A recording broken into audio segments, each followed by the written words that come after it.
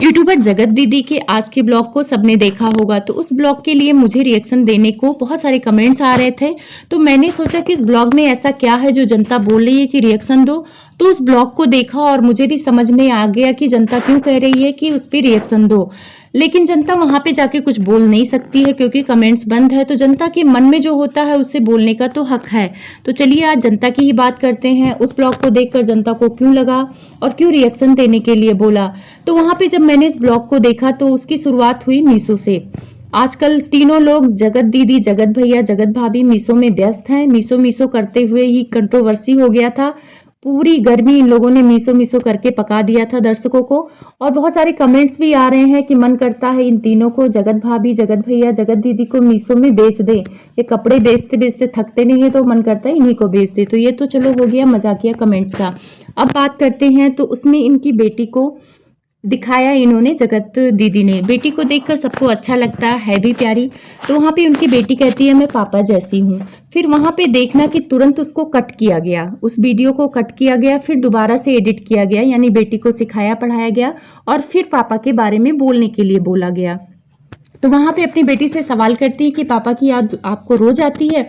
तो उसने कहा हाँ।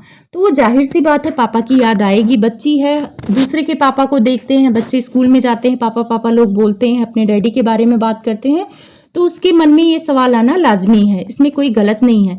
लेकिन अब यहाँ पे लोगों को इसलिए लगा कि ये सहानुभूति ले रही हैं क्योंकि वहाँ बार बार उसको फोर्स करके वो सारी चीज़ें पूछ रही हैं। उसके बाद लास्ट में ब्लॉग में आके ज्ञान भी दिया है, तो उस ज्ञान के बारे में भी बात करेंगे। तो उनसे पूछा कि तुम्हें कैसे पता कि मैं पापा जैसी, तो वो बोलती है कि मेरे मामा ने बताया है। तो मामा ने ही बताया है, ये बात तो थोड़ी सी हजम नहीं हुई क्योंकि कई ब्लॉग में मैंने देखा है कि आप खुद बोलते हो कि ये तो एकदम पापा जैसी है। तो ब्लॉगर का तो कुछ कहा नहीं जा सकता, कब बात पलट जाए कब ना पलटे। तो ये जगत दीदी कई बार बोल चुकी हैं उसको, कई बार ब्लॉग में, कि ये एकदम पापा जैसी दिखती है अपने। लेकिन वहाँ पे पूछती है उससे कि तुमको कैसे पता कि तुम पापा जैसी हो, तो वहाँ पे वो मामा का नाम लेती है। ये सारी चीज़ें चलती है। लेकिन ब्लॉग को कट करके, यानी उसको काटा गया, दोबारा से उसको समझाएगी कि आपको क्या क्या बोलना है। वैसे वो बच्ची समझदार है, उसको क्या बोलना होता है क्योंकि उसके साथ कई रील शूट करती हुई जगत दीदी आप लोग को दिखी होंगी, तो आप लोग को पता होगा कि बस बच्ची समझदार है। लेकिन वो सब बहुत अच्छा लग रहा था, वो अपने पापा के बारे में बात कर रही थी। फिर इनका लेक्चर देना वो समझ में नहीं आया। बेटी का जितना पॉइंट था वो दर्शकों को भी अच्छा लगा, लेकिन ये फिर आ गई अपने पति के नाम का सहानुभूति लेने।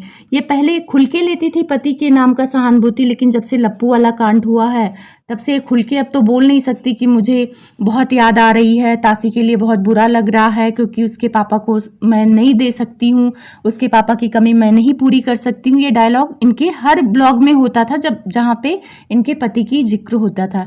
लेकिन अभी तो जनता समझ गई है ये सारी चीज़ें, तो ये खुल के बोल नहीं सकती हैं। तो अपनी बेटी को आगे करके बोलती हैं कि मैं सभी सिंगल पेरेंट्स से ये कहूँगी कि अपने बच्चों को शुरू से वो सारी चीज़ें बताएं जो उनके मन में चल रहा है। तो यहाँ पे आप मैडम गलत है।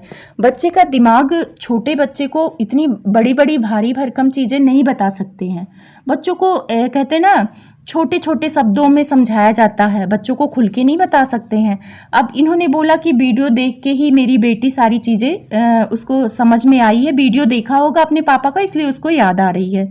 तो इसका मतलब वीडियो देखती है तो वीडियो तो आपके भी आते होंगे, यानी आपके बारे में भी इतनी सारी चीज़ें सवाल करेगी कि मम्मी आपको लोग गलत क्यों बोल रहे हैं।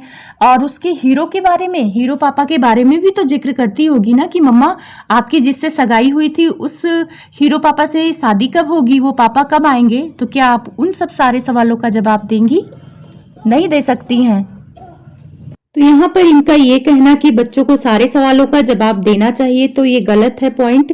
क्योंकि बच्चे सारे सवालों का जवाब पूछें और वो सवाल के जवाब हमारे पास ना हो तो हम उन्हें क्या बताएंगे। अब जैसे इन्होंने बोला कि वो पापा के बारे में वीडियो देख के बोलती है, तो बहुत सारी जब बच्चे यूट्यूब चलाते हैं तो आपके बारे में भी वीडियो आती होगी और हीरो पापा के बारे में भी पूछती होगी कि मम्मी वो पापा कहाँ गए, आपकी शादी कब है। तो क्या आप इन सारे सवालों का जवाब देंगी? नहीं देंगी, क्योंकि वो बच्ची है, वो नहीं समझ पाएगी। तो ये कहना कि सभी सिंगल मदर को मैं ये बोलूंगी कि बच्चों को सारे सवालों का जवाब देना चाहिए, तो गलत है।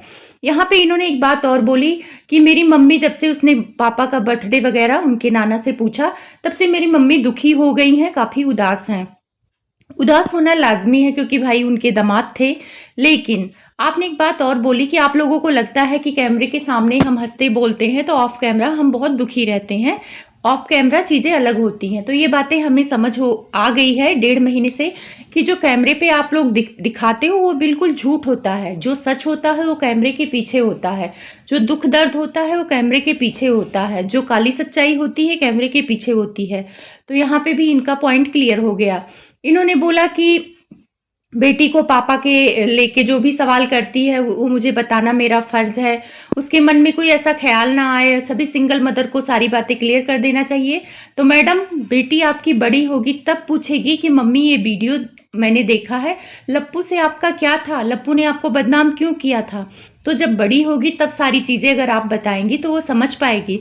बट अभी वो छोटी बच्ची है, तो आप उसको बताओगे कि ये लप्पू पहले वो मामा बोलती थी और लप्पू के साथ दुश्मनी क्यों हुई?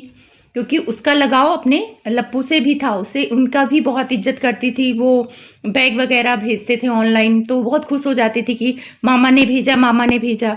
तो पूछती होगी ना उनकी वीडियो जब देखती होगी कि लप्पू मामा क्यों नहीं आते घर पे? अब वो मामी क्यों नहीं आती हैं? तो क्या जवाब दोगे? सारी चीज़ें आप बता दोगे बच्चों को? कि शुरू से बच्चों को बता देनी चाहिए सारी चीज़ें। वीडियो तो यूट्यूब पे अगर पापा का देख के उसको याद आ सकती है, तो ये सारी चीज़ें देख के भी वो आपसे सवाल कर सकती है। तो यहाँ पे जनता को आप लगे कि आप सहानुभूति ले रही हैं सिर्फ़ बेटी का नाम का उपयोग करके और अपने पति को बीच में लाके, उसके पापा के लिए। हमें भी दुःख लग रहा है, काश उसके पापा शादी हो जाती आपकी, काश उसके पापा हो जाते, वो भी पापा बोलती। सब बच्चों को पापा-पापा बोलती होगी ना, यहाँ पे मेरे को मतलब ऐसे मेरे को आँख भर आई कि पापा बोलती होगी तो उसको भी होता कि मैं भी पापा बोलूँ। लेकिन एक गलती की वजह से आपने सब कुछ खो दिया। उसके हीरो पापा को भी खो दिया। उसके लिए अच्छा हो जाता अगर आपकी शादी हो जाती। तो यहाँ पे आप सहानुभूति लेना छोड़ दीजिए, नॉर्मल ब्लॉग बनाइए, हम लोग पसंद कर रहे हैं आपको। क्योंकि जनता को लग रहा है या तो आप कमेंट्स ऑन कर दीजिए, वहाँ पे जनता जाके अपनी बात रखे और ये करना छोड़ दीजिए। क्योंकि जब लोग आपसे सवाल करते तो अपनी बेटी को ले आते हो, आप अपने बचने के लिए अपनी बेटी का प्रयोग ना करें। जैसे आप बोलते थे 7 साल की बच्चे की माँ को बख्श दो, फिर वहाँ पे बोला था जब सब कोई बोल रहा था कि आपकी लव मैरिज है, तो आपने बड़े गुस्से से डाँटते हुए पब्लिक को बोला था 7 साल के बच्चे की माँ लव मैरिज करेगी, शर्म नहीं आती? तुम्हारे घर की औरतें ऐसी करती होंगी। तो यहाँ पे ज्ञान मत दीजिए, आप नॉर्मल ब्लॉग बनाइए क्योंकि आपका ज्ञान देना ना जनता को हज़म नहीं हो रहा है। आपकी बेटी बहुत प्यारी है, अगर वो पापा के बारे में बात करती तो भी आप ऑफ कैमरा उसे समझाओ। ऑन कैमरा लाके पापा के नाम पे सहानुभूति मत लो, प्लीज़ रिक्वेस्ट है। क्योंकि वो गलत वे में जा रहा है, आपने शुरू से यही किया। अब आपके व्यूज़ कम हो रहे हैं, पहले सगाई और शादी का क्रेज़ था। आपकी सगाई के टाइम बहुत ज़्यादा मिलियन में व्यूज़ आए आपके और उसका क्रेज़ लोगों को चलता रहा क्योंकि उनको लगता था कि कब आपकी शादी है, कब आपकी शादी है। तो प्लीज़ अगर आपको लगता है कि ऐसा इन्होंने किया तो कमेंट्स करें।